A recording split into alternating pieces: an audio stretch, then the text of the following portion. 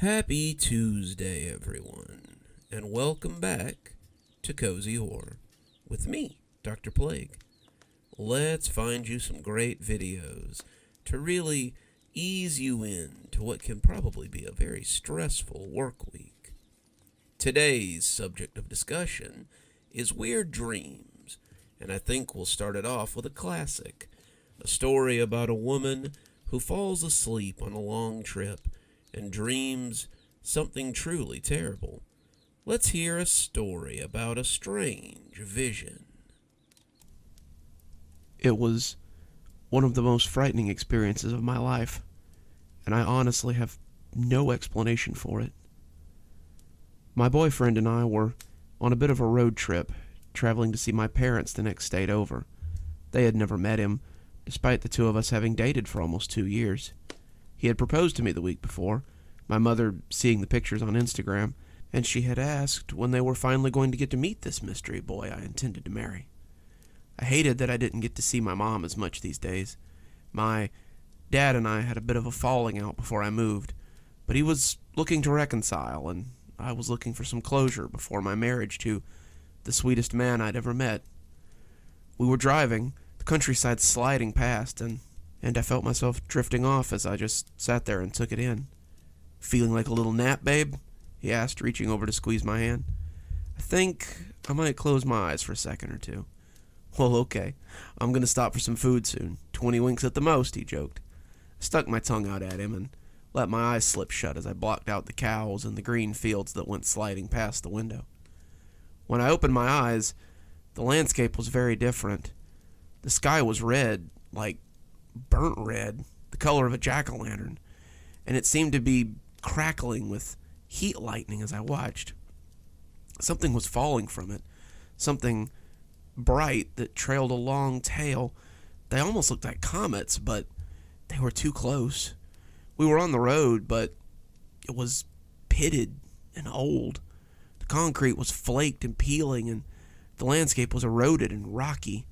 Despite this, yellow crops grew from the arid soil, and I could see strange brown creatures with bloated bodies moving along on scaly legs. None of it was right. We should be traveling through Midwestern farmland, and the lightning was rumbling again. I saw it hit the ground and leave a crater amidst the too dry vegetation. I looked to Brad for some kind of answers, but as upsetting as the landscape was, Brad was the most upsetting thing about this, whatever it was. He stared ahead, eyes on the road, as he sat stock still and stared through the window as if it were completely normal. "Brad? What the hell, where the hell are we?" He stared ahead and said nothing. "Brad, what's going on?" He stared ahead, and as I watched, something seemed to move beneath his cheek. I was scared.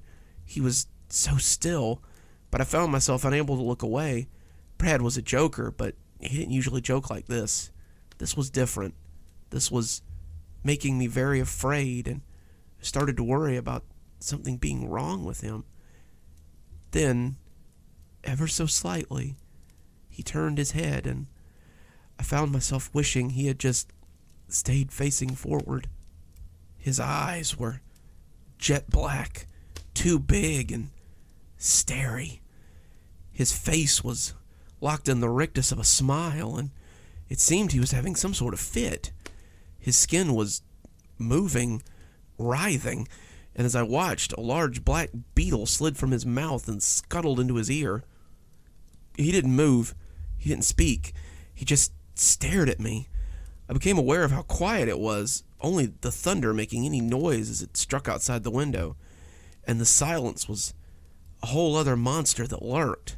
It became claustrophobic, like those parts in a horror movie where you're waiting for the monster to scream and scare you so you can just get on with the story. The scream never came. The scare never happened, and I just sat and looked at this thing as it drove us towards wherever we were going. As we sat staring at each other, however, the car was invaded by the sound of a loud, cavernous scream.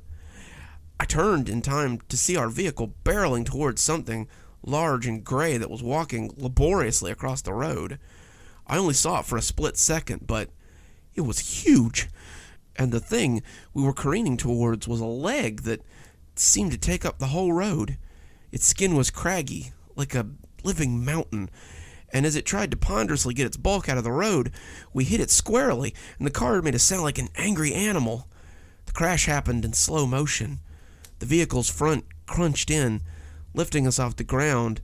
As the windshield bulged in, the bubble slowly grew before bursting, pushing inward like a rising wave. The glass shattered out like a cascade of beautiful diamonds as it pelted toward my face. Through it all, those dark eyes glared into my soul. He maintained eye contact until I woke up, screaming as the pain radiated up my face. I heard a screech of tires and an angry exclamation from my boyfriend as I came to. The car swerved back onto the road, and I clutched my nose and screamed. The pain was instant and mind-numbing, shooting agony that radiated through my nose and spread through my face. I didn't know what to do. I didn't know what was going on. Through my tear-streaked eyes, I could see that everything was back to the way it was before I dozed off. Had it all been a dream? My throbbing nose kind of made me think that it had been real. The pain was becoming too much, and I begged him to take me to a hospital. He obliged as best he could, and 20 minutes later, we walked into the ER lobby in the nearest town. It was a slow day, I suppose, because they let us back and asked me questions as I helped them fill out paperwork. They didn't leave us sitting in the room for long either. In no time at all, someone was taking my hand off my face, and my boyfriend was holding my arms to keep me from trying to cover it again. I wanted to cover my face again badly, my nose a white-hot ball of agony, and the touch of Brad's hand was making me shudder. I couldn't look at him, because despite knowing that it was a dream, all I could see was that bug-filled creature with dead eyes looking back at me. The doctor looked into my left nostril with a light and furrowed his brow. That's weird. Hold very still for a second. Brad held me, wrapping his body around me, which only made me shudder worse, as the doctor reached into my nose and pulled something out that seemed to cut me as it came free. My nose hurt all the worse, like it was being sliced with a razor blade, and as it came free of my nose, I could see that it had been what was causing me the pain.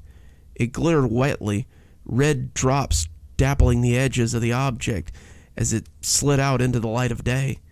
It was a shard of glass, about as long as my pinky tip, and nearly as wide. They had a lot of questions I couldn't answer, and Brad was utterly bewildered as to how it had gotten in my nose in the first place. I can't explain it myself. It was as if I had dozed off perfectly fine and woke up with a huge piece of glass in my face. I told them about the dream, but that didn't seem to convince them in the least bit. I simply gained a giant piece of glass somehow. No one seems to be able to tell me why. That's why I'm writing this, honestly. I sent Brad out to get me some clothes from the car, but I don't know if I can even get back in the car with him. Sometimes he looks normal, but sometimes, just for a second, I can see that weird thing staring out of his face. The other subs I put this in seem to think it was a joke, but you guys seem to appreciate weird stuff, so any advice would be greatly appreciated. I just don't know what I'm going to do. I don't know if I'm going to be able to drive for another 2 hours with him. I don't know what's going on or if I'll ever get over this. Tragic when a relationship ends over something so frivolous as a dream. Coming up next, we have a story about one of my dreams, actually. Something I haven't thought about since I was little. Let's hear a story about foggy dreams. It's less of a memory and more of a hazy sort of dream. I dream it so often that I have to believe it's real, and it never ceases to wake me in a state of terror. I'm standing on my grandparents' cracked carport, their old, Ford Aerostar parked on it, as it makes twin walkways to the door that leads inside. At first I thought I was sitting or walking on my knees, but then I realized I'm just very small. This must have happened when I was younger, 2 or 3 maybe, and my steps are a little unsteady as I toddle along. I can see the normal collection of carport junk as it slides by my field of vision. An old bike, a leaf blower, some lawn chairs, and I seem to be making my way towards a large rusty grill that's near the back of the carport. I can almost feel the sleek surface of that van as I slide my fingers along it. I was drawing pictures in the road dirt, the mud and dust that cling to a vehicle, and I was making little waves with my finger as I walked along. I had turned to draw a dolphin as he jumped out of the water, his mouth open and smiling, and that was when I saw it. It crawled from under the front of the van, slow and deliberate, and I turned my head as it came into my peripherals. The spider looks absolutely massive to me. It's roughly the size of a human hand, and it's stretched out and looking at me as if it can't believe it's seen me either. He wiggles his pincers at me, and I felt a shiver run through me as I felt his regard. I feel a sense of dread that has no place in a child that young. Even then, I knew that I didn't want this thing to come near me. I had a real case of arachnophobia when I was younger, and I think this might have been what started it. I didn't like rubber spiders, pipe cleaners that form the shape of spiders, or anything that was even vaguely spider-shaped. I would have rather cut my hand off than hold a living spider, and even just seeing a plastic one or a picture of a spider in a book was enough to make my skin crawl. I remember this one taking a step toward me, and I took a step back from it as that feeling of fear spread through me.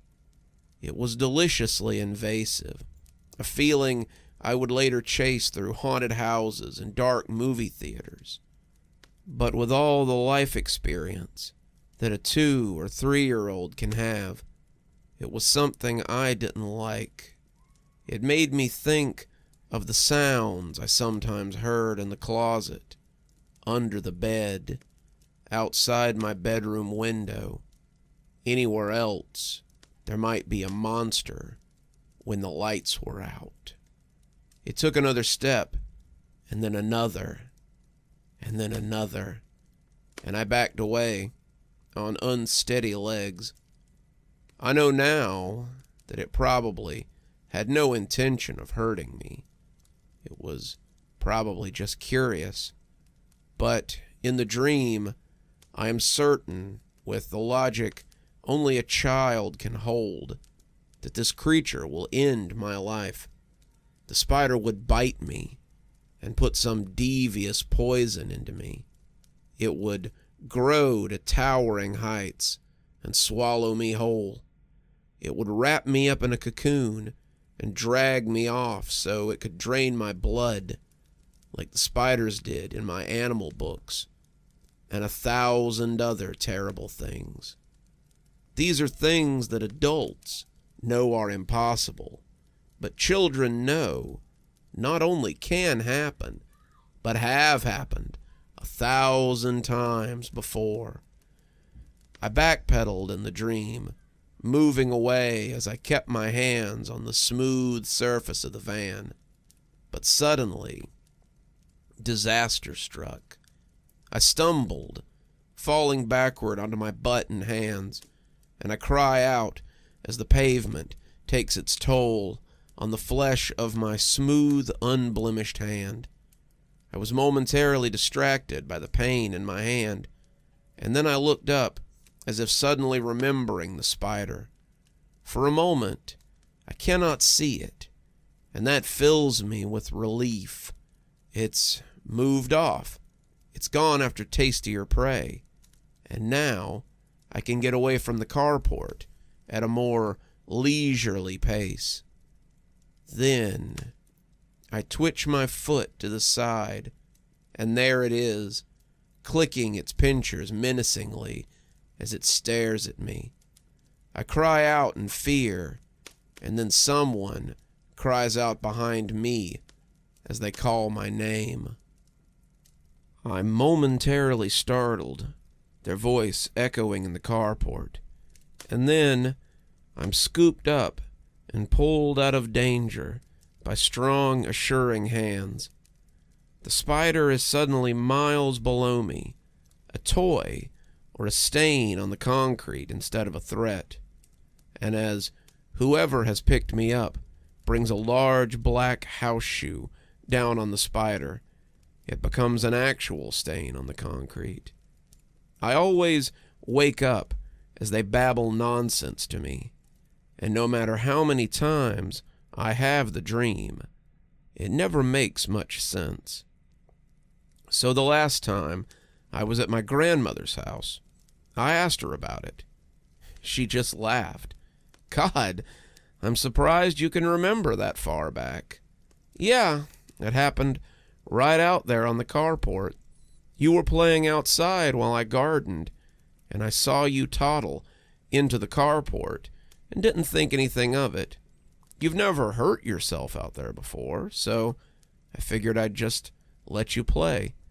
When you yelled, I came on the run to see what had happened. You were sitting there, crying, and right by your foot was the biggest wolf spider I've ever seen. He was no tarantula, but he could have definitely bit you and made it hurt. My protective nature kicked in, and I stomped him before I could even think about it. I usually leave them alone. It's bad luck to kill a spider, but this one had menaced my grandbaby, and I couldn't have that. It was kind of weird to realize that a dream I had had for years and years was something that had actually happened. Makes me wonder if I've had other dreams that might be real as well. It's a dream I've remembered many times since, but it's never quite the same as it was when I was little. Coming up next, we have a story about an object that brings peace to one's sleep, something that may be keeping them safer than they know. Let's hear a story about Dream Eater. Michelle huffed angrily as she noticed that her dream catcher had fallen off the ceiling again. She checked under the bed, behind the nightstand, even in the bathroom in case it had rolled inside. Nothing. No dream catcher, no sign of where it had gone. It wasn't as if this was uncommon or anything. Michelle had been replacing dream catchers for most of her life, but the older she got, the more annoying it became.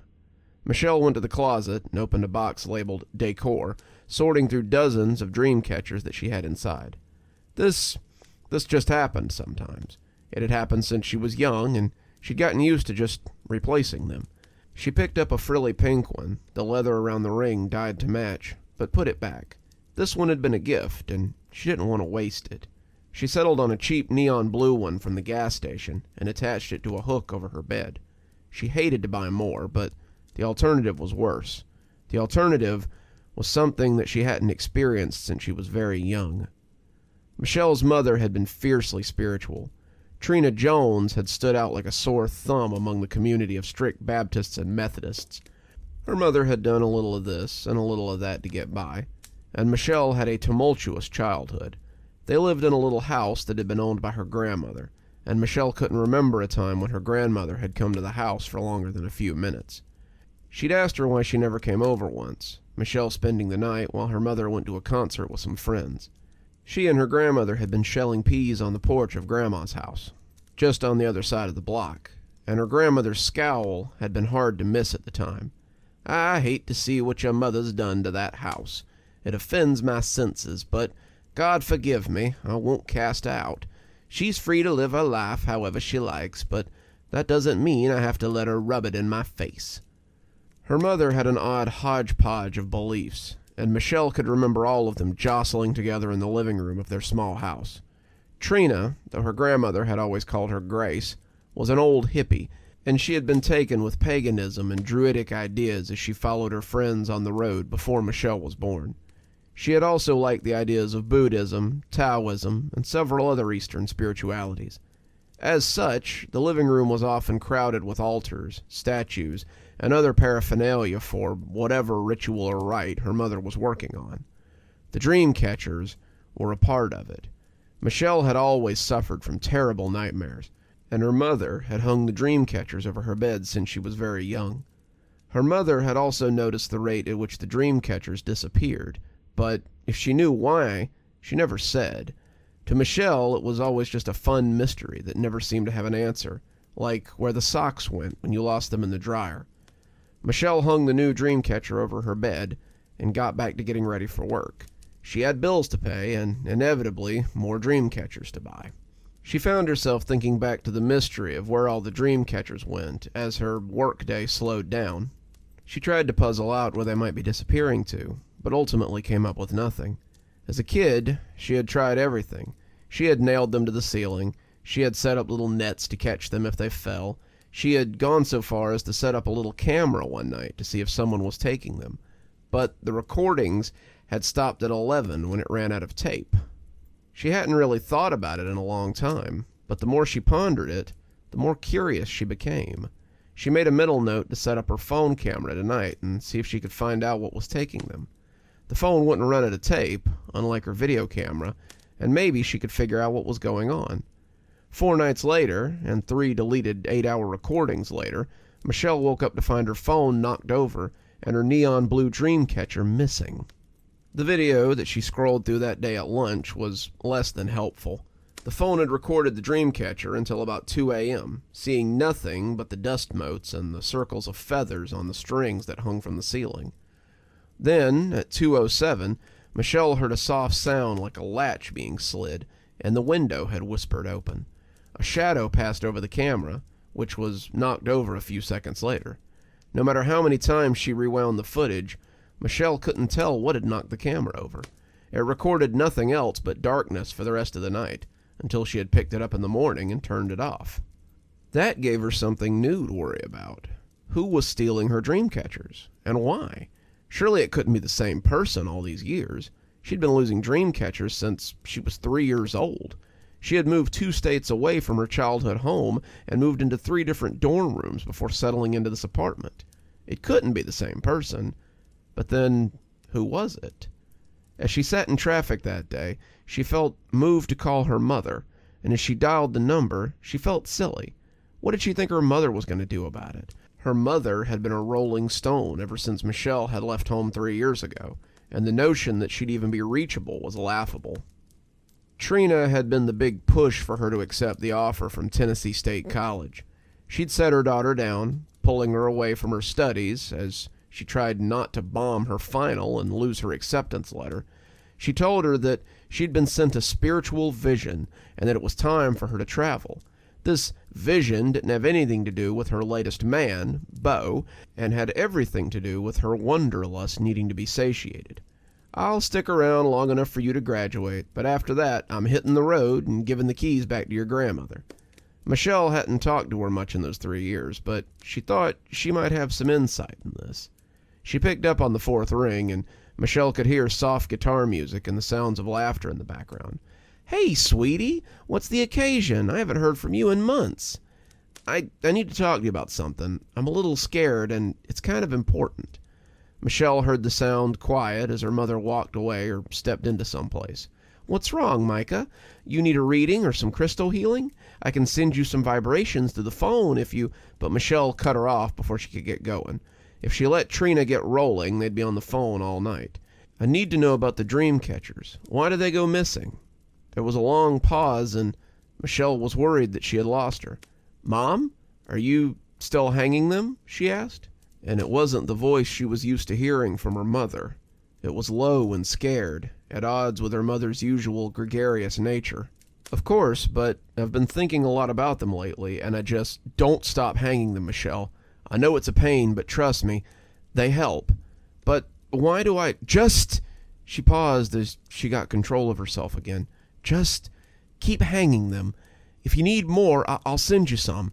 I know a guy out there who makes them, and he owes me a favor. I'll get you some in bulk, but please, just hang them. And stay safe. Safe from what? Michelle asked, getting frustrated. Her mother had never been this serious, and it scared her more than the video had. Her mother clearly knew something, but she wouldn't tell her. She had never been good at keeping secrets, and Michelle didn't understand why she wanted to start now. I gotta go. She seemed to gather her thoughts as she tried to find a way to explain. Just keep hanging them, and stay safe. I love you, Michelle. I'll send you some dream catchers soon so you don't run out. Then she hung up on her, and Michelle was left confused and agitated. She thought about what her mother had told her for the rest of the night. The way she had acted scared Michelle, and the transition from her mother's nickname to her real name had made it all the more jarring. Her mother had started calling her Micah when she was a kid, thinking it sounded more earthy, and Michelle hadn't heard her use her real name in quite a while. She had started to hang a new dream catcher, but paused midway through trying to hook it up there. The more she thought about it, the more she saw no reason to hang a new one. She'd had bad dreams when she was younger, but it was something that she hadn't experienced in a long time. Who's to say that the dream catchers had done anything? She froze there, unsure whether to proceed, and finally, she just tossed the dream catcher onto the nightstand. She'd sleep without it tonight and see what happened. Worst case scenario, she had a bad dream that night and would wake up and put a new one up. It took some time to get to sleep, but Michelle was sure that tonight would be as fine as all the others before it. When she woke up midway through the night, she was glad. The dream she'd been having was terrifying, but it was nothing compared to what she had woken up to. Her dreams had been incredibly dark. She had woken up in a hellscape, the sky constantly burning as the rain came down in runners of flames. She was lying naked on the hard stone, her body pulled close as she shuddered. All around her there were creatures gathering, their growls like thunder. She closed her eyes, trying to wake up, but it just never seemed to happen. She was stuck, waiting for these creatures to come in on her, and as the first lunged at her, its bony mouth snapping, she came awake like a deep sea diver from the depths. She thought for a moment that she was still sleeping, until she felt the pressure in her ear.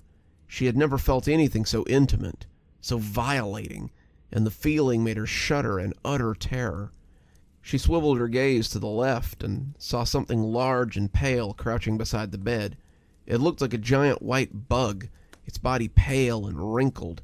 It was hunkered below the side of the bed, like a kid wanting to ask a question. Its bald head gleamed in the moonlight, and Michelle realized that her window was open again. The long red tongue that slid over the edge of the bed and into her ear was as hard to miss as the pale horror kneeling there. The tongue bulged her eardrum, making her head feel far fuller than she was used to. It felt like it might be going all the way to her brain. What was he doing? Was he trying to eat her? What was going on? The tongue slid soupily out of her ear as his piss-yellow eyes grew large. He had noticed that she was awake. As it reached its full height, Michelle realized how big it was. 7 feet tall, each arm tipped with 6 long claws. As it loomed over her, Michelle worried that it would finish what it had started. Its long tongue slid over its thin lips, and they turned up at the corners as it took her in. "Don't worry," it whispered, its voice high and waspish. "I need you alive so I can continue to feed. I must admit, it's nice to get a taste from the source again. I usually get your tasty floating snacks, but today I got a real treat from the old country." Its tongue slid over its lips again, its face a rapture as it remembered the flavor. It climbed out of her window its body groaning as its bones leaned into the twists. But Michelle felt utterly paralyzed. She didn't understand what was going on. What in the world was that? Had that been what her mother had been trying to protect her from? Had she known about it? Why hadn't she just told her? Michelle pulled her knees to her chest, the terror sending shudders up her frame, and as the birds began to chirp and the sun sent pink fingers over the edge of her window, she finally reached for her phone. Her mother sounded sleepy when she picked up, but it sounded like she might have been expecting the call. "So, you saw it, then?" Michelle couldn't answer right away, managing only a small grunt of acknowledgement. "Did it hurt you? It never did when you were a kid, but you knew it would come after me then?" It wasn't a question. When you were young, you started having night terrors. You would wake me up every night with the most terrible screaming, and I didn't know what to do. Worse than that, you drew pictures of the dreams the next day. Flaming skies, terrible creatures, just the bleakest places imaginable. I didn't know what to do. One night I woke up before you started screaming and felt like I needed to go make sure you were okay. That was when I saw it. He was leaning down over you, his tongue coming out of your ear, and he seemed to be drinking something out of your head. He ran when he saw me, bending out of the window like a serpent, and that only deepened my confusion. That was when I tried the dream catchers. It was on a whim. I didn't know whether it would work, but when it stopped your night terrors, I thought that maybe it kept him away. When they started disappearing, I figured out what was going on." She stopped, collecting her thoughts, and Michelle could hear the sounds of crickets making music in the background. Wherever she was, it was someplace green. Michelle could almost see the trees and feel the breeze, and she suddenly wished that she was with her. Was this why Mom had traveled so much? Was she running from something too? Michelle suddenly realized how little she knew about her mother, and wished that she had taken the time to learn more. The dream catchers don't do anything besides what they're supposed to. They take your dreams and store them inside those strings. Whatever these things are, and I mean things because I don't believe there's just one of them. They like eating your nightmares. The dream catchers distract them, give them something to eat instead. That's why you need to keep hanging them.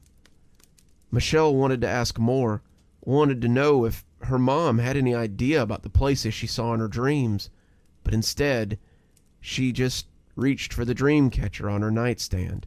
I'll be in touch," Michelle whispered, hanging up as she stood on the bed to attach it to the ceiling. She wouldn't feel safe again until it was back in place. In truth, Michelle wondered if she'd ever feel safe again. It's funny what some people will choose to eat as a midnight snack. Coming up next, we have a man living in a strange dream world with a strange message that presents itself.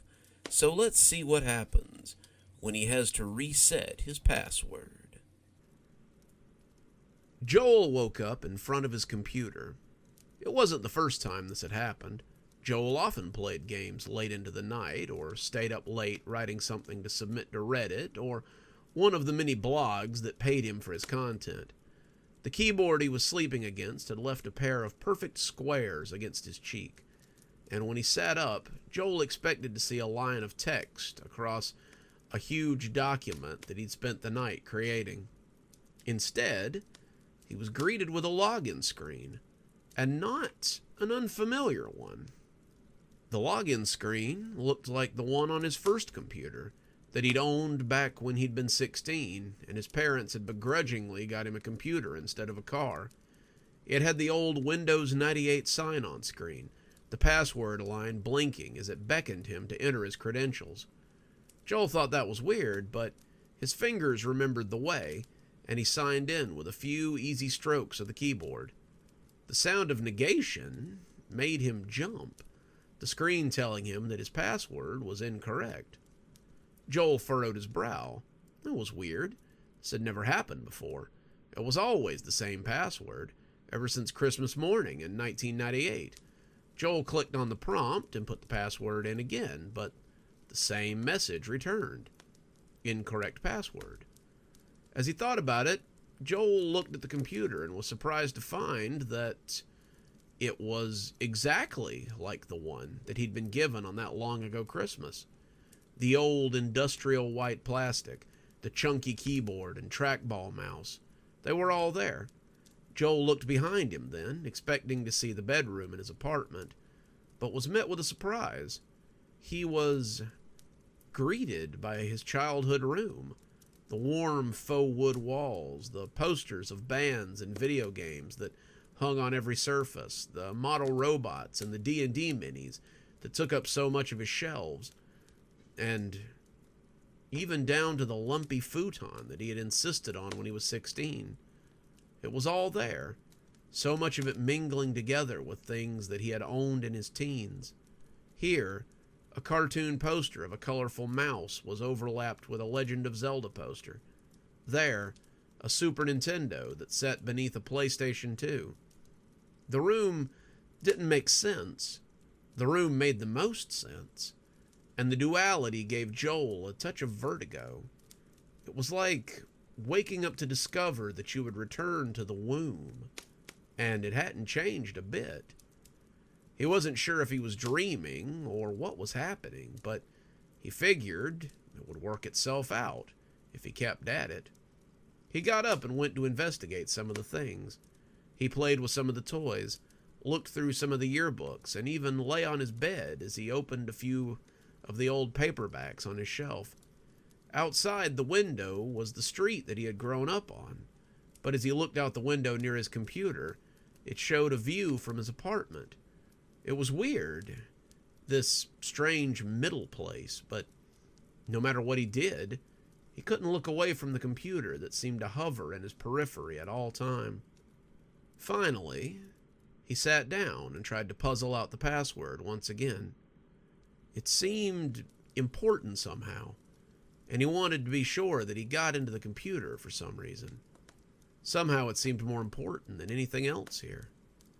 He tried to remember what the password was, but the more he thought about it, the more he came up with nothing. It could be any number of things, but if none of his usual passwords were working, then he'd have to try something older. He started with the combination to his middle school locker, but that didn't work either. Then he tried the name of his favorite pet, but that elicited similar results. His mother's maiden name, the last 4 digits of his social security number, that didn't pan out either, and Joel was left with only a few clues as to what he might be looking for. He was still fairly certain that he was dreaming, but if it was a dream, then it was one of the most intricate dreams he'd ever had. Joel had never been one for lucid dreaming, and this was a little bit different than even that. This felt like something permanent. And when he tried the name of his high school next, something happened. He heard a weird sound from behind him, a cartoonish pop, and at first he thought it was his imagination. Something seemed to have changed. Nothing seemed to have moved or shifted. But the longer he looked, the more he realized that something had gone away. It took him a minute before he realized it was the poster of the dinosaur that had hung over his bed since the time that it was a toddler bed. He had been into dinosaurs when he was little, and the big green Tyrannosaurus Rex had glowed in the dark for years as it watched over his sleep. It was one of the few things in the room that had lasted into his high school years, and he'd honestly considered bringing it to his first dorm as well. He couldn't believe it had taken him that long to realize it. And when he turned back to the computer, he wondered what something like that might mean. He tried the address of his childhood home, and this time, the thing that disappeared was a little more noticeable. He hadn't played with it since he was a baby, but the wire and bead toy had sat in its wooden frame in the corner for a very long time. It sat there long enough to get dusty, in fact, and now that it was gone, there seemed to be a hole in the room where it ought to be. He didn't understand the importance of the missing thing, but suddenly he wondered if their disappearance might have something to do with his failed password attempts. As he turned back, he wondered if it would come back if he got it right. Then he asked himself what it was that was missing. He'd remembered it a moment ago. It had been on the tip of his tongue, but now he was trying to remember it, and it seemed like he couldn't. He had known what it was a moment ago. It had been so obvious, but as he turned back to the password screen, he realized it probably didn't matter much. If it were important, he would think of it. There was a new prompt now, something he hadn't seen before, and it made him feel a little funny as he read it over. Would you like to reset your password? Something about reading it made him believe that the last thing he would want to do would be to reset his password. The password suddenly seemed extremely important to whatever was going on, and he slid the cursor away from the prompt and began guessing again. Every guess seemed to lose him something, however. Pictures, furniture, memories from his childhood that were disappearing from the room. As they disappeared, he stopped remembering why they were important in the first place. He knew they had been. The things in his room were a part of him, but it became a problem of not remembering why they had been important in the first place. The trappings of his life disappeared a little at a time, and as they did, Joel became more and more frustrated. He was just putting in random sequences now, unsure what the computer wanted. It hadn't wanted anything. His favorite cartoon show, his birthday, his best friend, and on and on and on. As he fed it answers, he seemed to lose more and more of the things he prized. And soon, he was left with his face against the keyboard yet again. He was out of ideas. He was out of memories. And finally, he was left sitting in front of the keyboard in a mostly blank room. The prompt came up again, and as he read it, Joel shook his head. He'd been prompted several times to reset his password, and now he saw no reason why he shouldn't. Sure, why shouldn't I? At this point, he couldn't even remember his own name. He had put it in as his last guess, and it had gone just as quickly.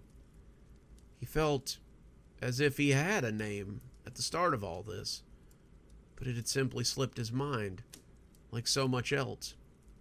He clicked yes and inputted a series of numbers and letters, something he knew he would never be able to remember before clicking enter. It didn't matter. He just needed to get out of here. He didn't know if inputting the information would take him anywhere, but he hoped it would. He hoped it would because it was all he had left to hope for. He hoped it would because he couldn't even remember why the password had been important in the first place. And as the screen came to life with a bright, white flare, he put his hands up as he fell forward into whatever lay beyond the empty screen. When Joel opened his eyes, he was in the ICU, and everyone was excited. People started yelling, people started crying, and everyone ran to see if he was okay and what had happened. They told him that he had been in an accident.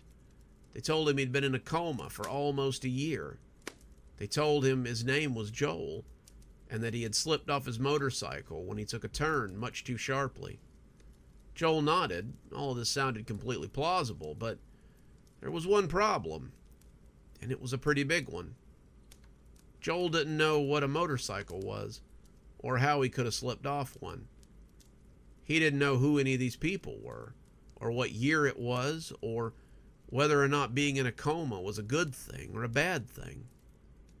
Above all else, Joel didn't remember who he was, and it seemed he might never remember again.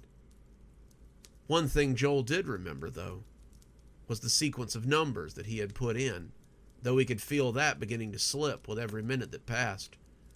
He tried to keep the sequence in his mind, repeating it to himself again and again, but he knew that soon he would replace it with the things he had inputted into the password prompt. Not the same things. They would be different things that would be just as important. But he desperately wanted to remember the numbers, just in case. When and if he returned to that room and found the password screen again, he wanted to be sure what he was inputting was the right thing this time. One more story for you, and I think I've saved a pretty good one for last. It's a classic tale about a boy who meets a girl of his dreams in his dreams. So let's hear a story about a dream girl. She walks through the halls of my high school. Her hair is a halo of gold. She runs through my dreams as I slumber, my sanity threatening to fold. I rubbed the bridge of my nose and took another sip of coffee. It was strong, black, and warm from sitting untouched for so long. I looked back at what I had written, 12 verses written over 5 years, and each more troubling than the last. This poem would likely be my unfinished work, a labor of love that would remain my final mystery. But the poem's subject is, herself, a mystery to me. Lisa, the darling girl of my dreams, who steals a little more of my soul every night, has been with me for 5 long years. Lisa, the girl who no longer exists. I stroll through the halls of academia. I move through the silence that creeps. She glides like a goddess of reason, this angel who comes when I sleep. I wrote those words on January 25th, 2014. I was a sophomore in high school, still struggling to mold my burgeoning talent while dealing with the growing flames of my teenage hormones. For years, I'd been told that I wrote well, English teachers and creative writing teachers praising my work, but they always said that it lacked a focus that they hoped I would find in time. Your ideas are scattered, your thoughts uncoordinated, and for someone with your raw talent, these are threads that we hope you will find. That's what my 9th grade English teacher wrote on my final assignment, a short story about the ideas of servitude but not slavery, right under the lurid red A she'd written on the paper. Miss Harper had often told me that I had talent, and told me that she expected me to focus that talent if I ever thought to make something of myself in the writer trade. On that day, as I sat at the picnic table outside the cafeteria and wrote ideas in my notebook, I found some of those threads she was talking about. I had slept deeply the night before, and dreamed vividly as I did sometimes. In the dreams, I was walking through the halls of Chester C. Smith High School, and on that day, I walked alone. There was none of the usual tropey at school in your underwear sort of thing, but the school did have a slightly lucid feel to it. I felt like I was underwater sometimes, everything having a slightly wavy feeling to it. As I walked, I began to become more and more sure that something was watching me. There was no one there. The silence in the school was almost oppressive, but at the edge of my vision, I could just make out the form of a girl following me. She slid silently along the walls, glided noiselessly through the world. Several times as I whipped around suddenly, I could see her hiding from me. Those few glimpses were enough to tell me 2 things. She was human, and she was lovely. She stalks through my dreams like a shadow, a hunting cat ready to pounce. Her mind is a mystery to me. Her very secrecy, humanity renounced.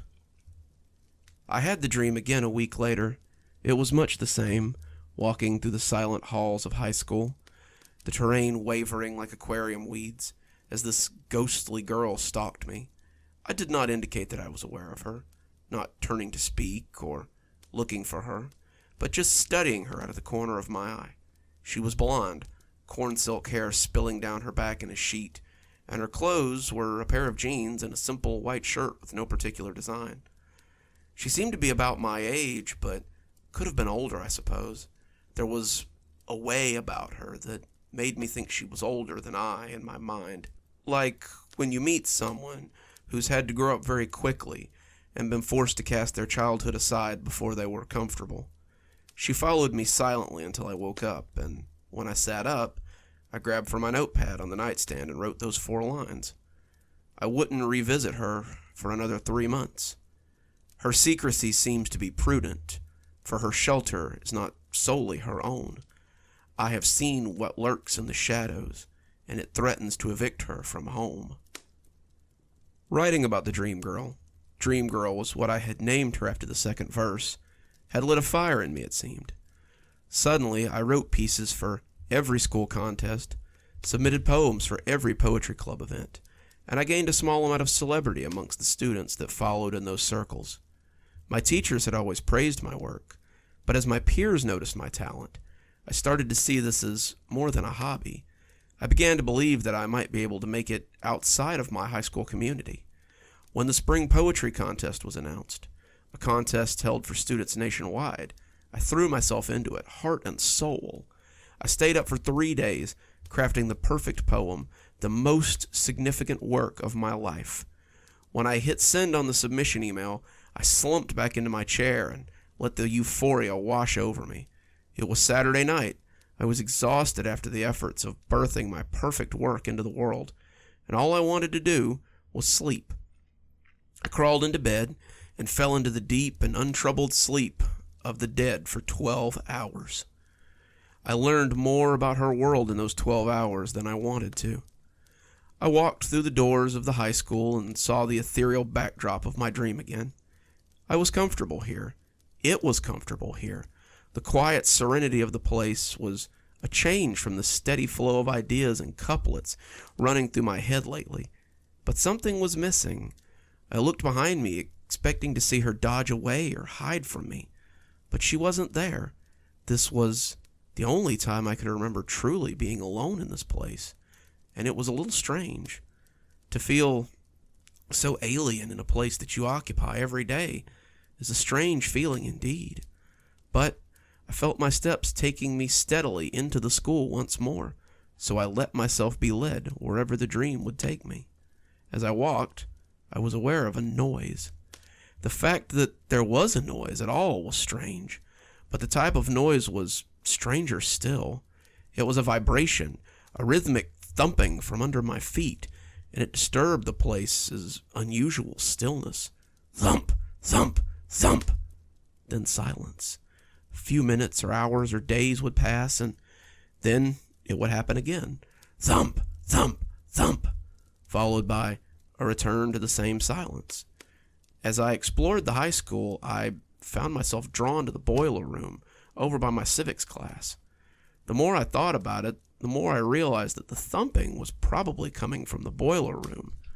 It was a large subterranean basement used by the custodians for storing extra chemicals or broken machinery that they were hoping to fix someday. It was also where students of a less academic cast went to make out or smoke between classes, since it lacked a fire alarm. When I got close to the boiler room, I heard the thumping more clearly and realized I'd been right. There was definitely something in the boiler room, something big, and I doubted it was a group of teenagers necking a little too enthusiastically.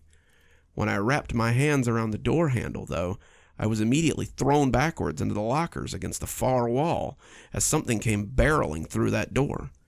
It was her, the Dream Girl, and she turned to glare at me, teeth bared in a feral challenge. When she saw who I was, she stopped growling and scrambled down the hall towards my English class. I sat against the lockers, my backside aching where it had connected with the lockers, and listened to something big and angry make its way up the stairs. I didn't want to know what was making that noise, but I was powerless to do anything but sit there against the lockers. I'm not one to freeze up in dreams. I'm familiar with lucid dreaming, and probably led to me becoming a little too comfortable in this dream. But as whatever it was lumbered angrily up from the depths, I realized a fear I hadn't known since childhood. The slap on my shoulder brought me out of those fears, and as the blonde girl thrust her hand at me and spoke the first few words of our strange relationship, "If you don't want to die, then you'd better start running." She offered me a hand, and a moment later, We were flying down the polished halls. As we rounded the corner, I heard something burst through the doors. It sounded like an angry piece of construction equipment as it followed us, chewing up everything that got in its way. My guide took us down a hallway that led to another hallway that led to another hallway, taking corners at random before finally wrenching open the door to the custodial closet and pushing both of us inside. She closed the door behind us, cracking it a little as she peeked out into the hallway. All I could do was lean against the wall and pant. I was tired. I didn't ever recall becoming tired in a dream before, and as I sat, I realized my butt still hurt where I had hit it. I wanted to ask things, wanted to know what was chasing us and why it was chasing us, but as the thumping footsteps got closer to our hidden cubby, I was filled once more with that sense of dread. I moved up beside her, peeking out into the hallway as a creature like nothing I had ever seen before dragged itself into view. It was shadow. It was darkness. And as its form slither crawled past us, I looked at its amorphous boundlessness. She closed the door quietly before it came even with us and sat back in the closet as the creature moved off into a different part of the school. We sat in silence for nearly 10 minutes before I dared to speak. "What the hell was that?" She looked at me quizzically, and I feared that she was incapable of hearing me for a moment. I would later come to realize how long it had been since she had actually had anyone to talk to. She closed her eyes as I repeated my question and seemed to savor the sounds my words made. She relished them, burned them into her memory, rolled around in them like a dog with a smell that it likes. And when she'd finally absorbed them as much as possible, she answered me, "I don't know. I've been calling it shade for however long it is that I've been here." Her voice was thick with disuse, but it was cultured with just a hint of an accent that I couldn't place. She told me her name was Lisa. She told me that she believed she was 16, but she couldn't be sure. She told me that she'd been here for as long as she could remember. She told me that she could move between dreams. "Between dreams?" I asked. "What do you mean?" Instead of telling me, she showed me. Her hand looked like a starfish when she set it against the back wall of the janitor's closet. The pinkness of her skin stood out against the dingy wall and made it all the more apparent when the paint began to crumble and the wall started to melt away. Suddenly, there was sunlight in the closet, thick and buttery against the dingy darkness. We were looking at a field of flowers that stretched on to infinity. I put my hand against the image, expecting resistance, but instead fell into the landscape of fragrant technicolor flowers. Lisa came in behind me, and as she did, the portal back to the high school closed. "Where are we?" She shrugged. "Some other dream. She has it pretty often. As long as we stay out of the area where she is, then she'll never know we're here." I had a million questions to ask her, too many to organize right away, but just as I'd found my voice again, someone was shaking me, and my mom was asking if I was hungry and might like some dinner. It was 2 weeks. 2 weeks of hoping and praying before the dream returned. I sit at the edge of a precipice, looking at the world from afar. I am a prisoner of my reality. My passage to her world has been barred. I spent those 2 weeks in a haze. I received word that my poem had gone to nationals, and I think that my distracted nature was seen as dazed relief. They thought I was happy. They thought I was living in the clouds. In my mind, however, I just wanted to go back to the dream. She needed me, and I needed to know more about her. I spent those 2 weeks analyzing what I now knew about the dream. The first was that whatever happened in the dream happened in real life.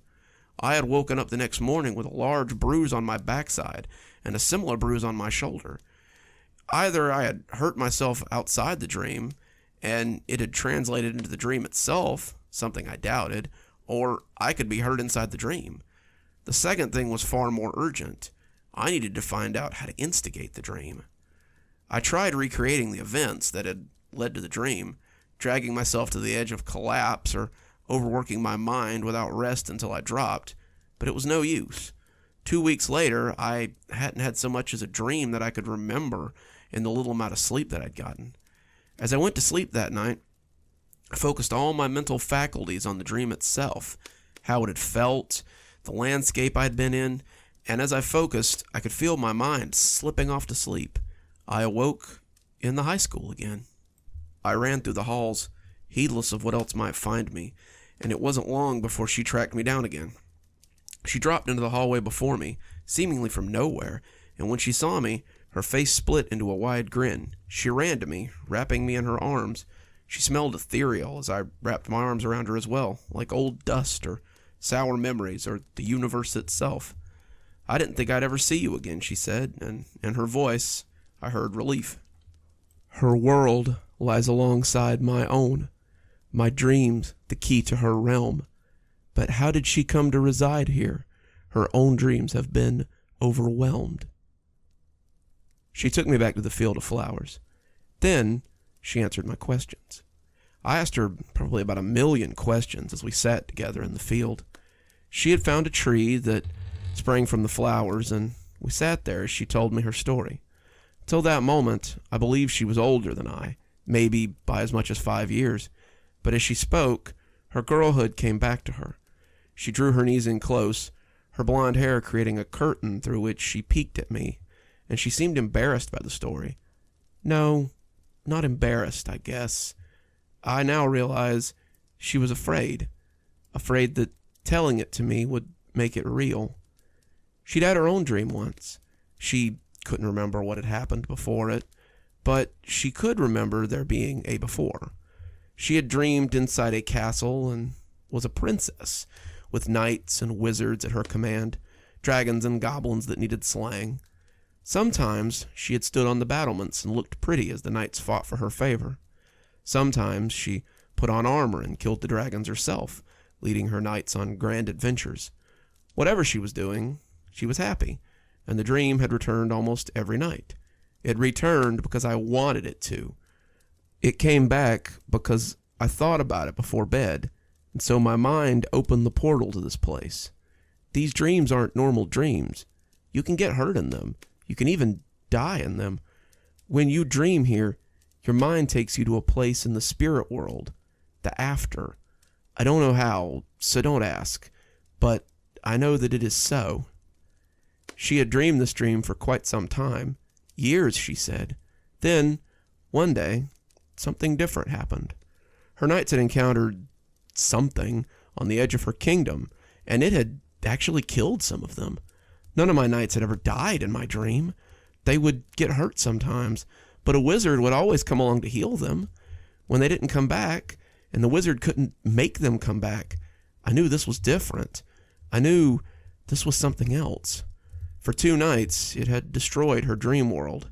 When it came to the castle, I was too afraid to fight it. It was dark and scary, and it just looked wrong. I hid inside the castle, unable to face it, and as it broke down my walls, I closed my eyes and tried to wake up. I tried and tried, but it wouldn't happen. And when it finally got me, I woke up somewhere else. That was when she discovered that she could make portals between dreams.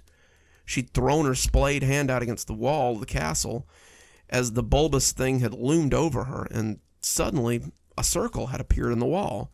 It showed a desert in the throes of a sandstorm, and she jumped through it without a second thought. She'd woken up in someone else's dream. She floats like a dandelion dreamer, adrift on the seas of a dream, never to return to her own mind, her world never to be as it seems. I visited with her often over the next few years. The dreams came almost every night, and as we explored, we grew closer. She told me that no matter how much she tried, she couldn't wake up. She could sleep, still needed to sleep actually, but as for eating and drinking, she found that she didn't need those things anymore. The bulbous creature followed her no matter where she went, but she was able to avoid it, and over time, she just became used to living inside other people's dreams. She didn't know how long she'd done it, and she didn't care. I was one of the first people to talk to her, but I was the only one who believed her, believed she was more than a figment of their imagination. This dream girl has stolen my senses. Her beauty has taken my mind. I know that life is ephemeral, but I know that her heart must be mine. I didn't acknowledge right away that I was falling for her, but I think I knew deep down. My poems became all about her, this ephemeral goddess that walked my dreams, and my fans responded. I had members of the art club asking to paint her for my description. I had droves of female fans asking me to tell them who she was. They believed that she was someone at the school that I was spending my nights with. I had people who had read my works asking about her, my moonlight girlfriend, but I gave them very little information. For her part, I could tell that she appreciated my company, but she seemed afraid to get too close to me. As months became years, she showed me sights that defied description. She took me to dreamscapes so beautiful that I could hardly grasp them, and to places so wondrous I could scarcely describe them.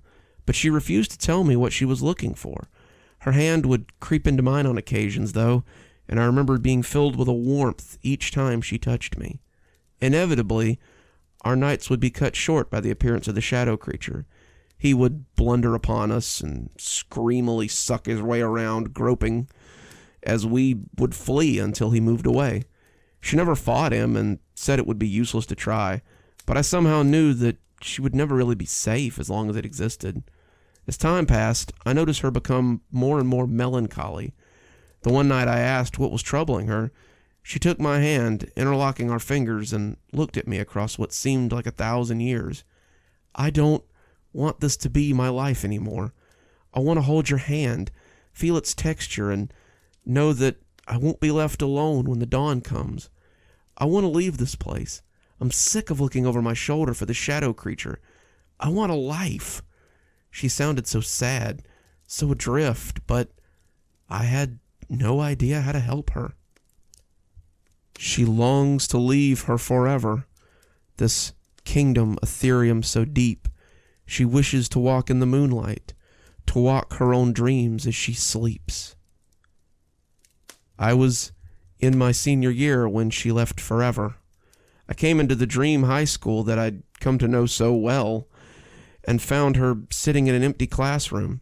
She was seated in one of the desks, and at first I thought she was asleep. When she turned to look at me, though, I could see that she was deep in contemplation. She looked up at me with real hope, and I realized that something had happened while I was gone. I think I need to destroy the shade. She detailed her plans, how if she killed it, she might be allowed to go back to her dream and wake up. But all I could hear was the first lines of her suicide note. I tried to reason with her, talk her out of this needless waste of life, but she wouldn't hear of it. I had clearly underestimated her resolve, and every argument against it only seemed to infuriate her more. I thought you were different. I thought you understood how important this was to me. Well, to hell with you then. I'm going, with or without you. She walked out, and I let her go, unable to say any more. When I woke up, I found myself fighting sleep for the next few days.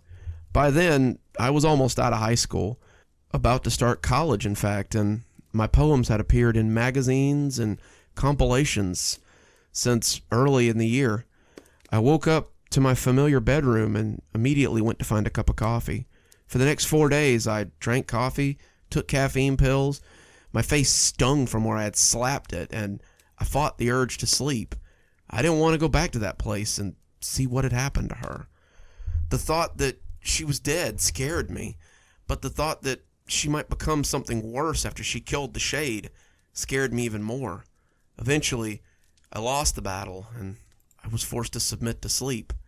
When I returned to the halls, it was like the first time. I felt no one. The silence was oppressive. In the ethereal halls, I wonder. The only sounds are my own. I listen for her, but hear nothing. I find myself all alone. I searched for her for hours. I combed the school, every classroom, every mop closet, from the library to the gym, but she was nowhere to be found. I quickly found myself running through the halls, calling her name as I threw caution to the wind, wanting nothing but the solace of her voice, of her presence. I wanted to see her, to know she was okay, to apologize for my cowardice, a cowardice I was still indulging even then. I would not let myself think about the cellar. But I'm past that now. I'm going to find her. Tonight, I'm going into that basement to settle this once and for all. My parents will likely find this, as well as my last poem, and if they do, I hope they send it to my editor so he can publish what will likely be my last work. I'm going in there. I'm going to bring Lisa out, or I'm going to die trying. I will have my dream girl. And just like that, our stories are at an end for another day. But don't worry, we'll be back tomorrow with more great tales here on Cozy Horror. Till then, this is Dr. Plague, wishing you a wonderful day and a spooky evening.